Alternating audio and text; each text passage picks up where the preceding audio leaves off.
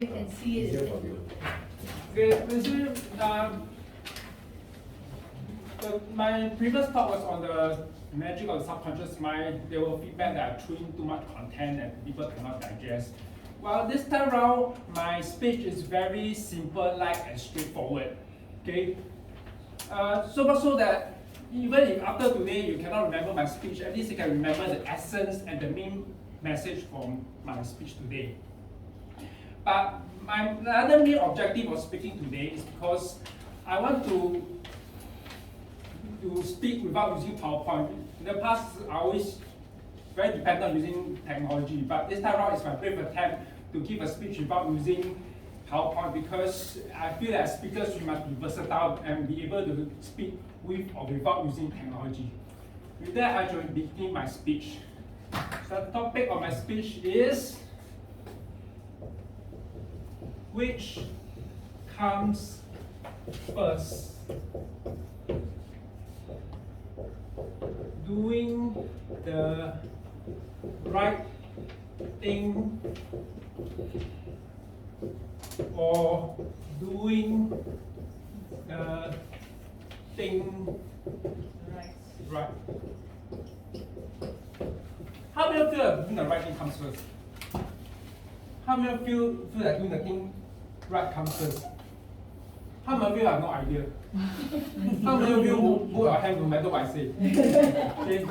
For me, right, I feel that of us in Angora, as you know, we are all entitled to our own opinion, but for me, I feel that doing the right thing comes first. Why? Okay, if you do the right, you focus on doing the right thing, people aim then shoot.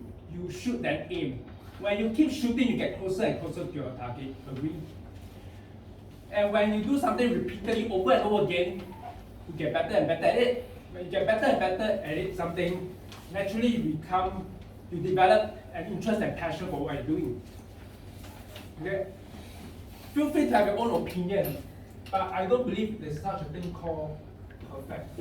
Why? Because there's no end to how much you can improve. I always believe in this saying, the best is yet to be, because you can the improvement is limitless. Why? This is a piece of paper. Every time I draw a line across this paper, I cover 50% of the space. I cover another 50%. I keep on drawing, I cover 50%. One thing for sure, I'll never reach the end. But one thing for sure, I'm always getting closer and closer. If I focus a lot on doing the thing right, tendency I'm not doing it most of the time. Most of the time, I'm analyzing, I'm planning, okay? I'm scared of making mistakes, and people are laughing and mocking at me. I believe such people will still succeed, but your rate of success is a lot slower than those who focus on doing the thing. Okay? When I read the biography of a lot of successful people, okay, I believe that they are successful because they focus a lot on doing the right thing. But feel free to disagree, as I said. I think of people like Thomas Edison. He's known as he invented the light bulb. He's known as the master of trial and error. He tried making up bulb more than 10,000 times, then he finally succeeded. I think of people like Jim Carrey. Okay, a very well-known comedian. But do you know that he was booed off stage when he first started? But he believed in himself. He had the potential, the talent for being a comedian. And he keep on taking out all these comedy roles, and that's how he becomes so well-known and famous today. I think of Jim Canfield. Jack Canfield, sorry. He's the author of Chicken Soup for Soul. Okay, when he first started, his book was sent to 144 publishers that were all rejected. But today, he's such a well-known author and a motivational speaker. Because he focused on doing the right thing.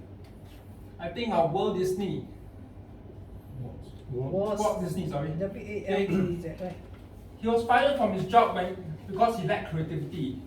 Okay, but he continued to create all these cartoon characters.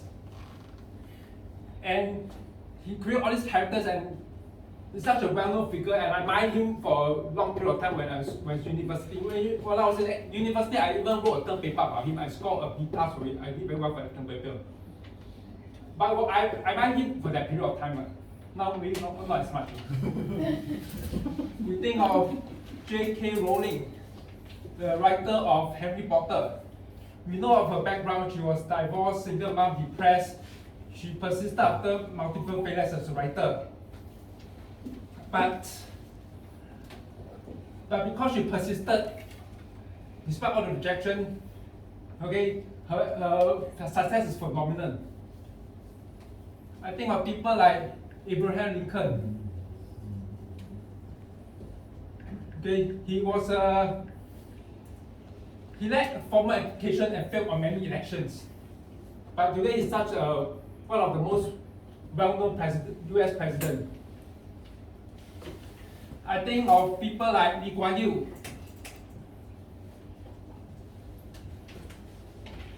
Okay, he focused a lot on.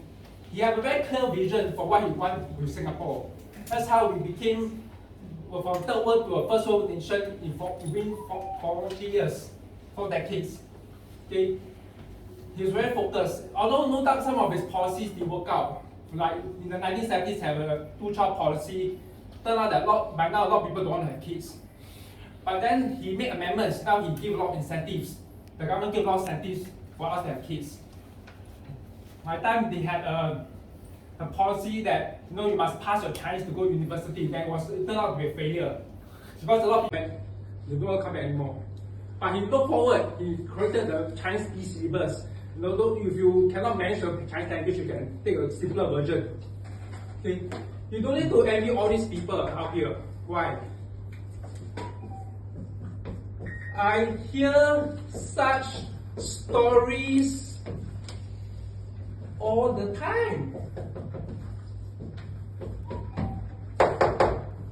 Their names change, the scenario changed, the environment changed, but they're all stories of people who become where they are today because they focus on doing the right thing. I hear such stories when I come for every Agora meeting, and I hear the success stories and the achievement of each and every one of you. I see this for myself when I see every single shameless fool and idiot picked up the courage to come and to speak in front of the whole group. You're not scared of being criticized, mocked, or laughed at. You just want to focus on doing the right thing. Come here and talk, get feedback, and improve. But that's the spirit of doing the right thing. Like what Obama has said, the best way to not feel hopeless is to get up and do something. Don't wait for good things to happen to you. If you go out and make something good things to happen, you'll find the world. You'll fill the world with hope. You will fill yourself with hope. With that, let us give ourselves a round of applause because we are all shameless fools and idiots who are doers of the right thing.